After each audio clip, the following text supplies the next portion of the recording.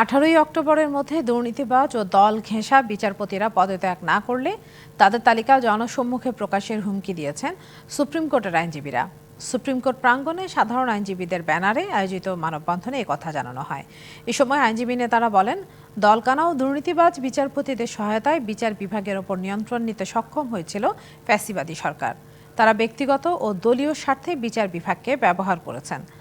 ছাত্র জনতার অভ্যুত্থানকে সফল করতে বিচার বিভাগকে দুর্নীতিবাজ ও দলীয় বিচারপতি মুক্ত করতে হবে বলে মন্তব্য করেন তারা। এর আগে প্রধান বিচারপতির কাছে দুর্নীতি ও দলীয় এজেন্ডা বাস্তবায়নের অভিযোগ সহ বিচারপতিদের তালিকা দেয় ক্ষুব্ধ আইনজীবীরা। মানববন্ধন শেষে প্রধান বিচারপতির কাছে চার্টার অব ডিমান্ড উত্থাপন করেন আইনজীবীরা।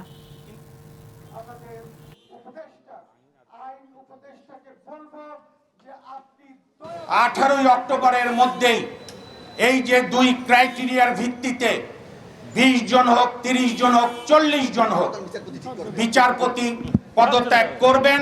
বিচারপতিদেরকে বলবো যে আপনারা দয়া করে পদত্যাগ করুন, আর যদি সেটা করবেন না তাহলে আমরা আপনাদেরকে নামাতে বাধ্য হব।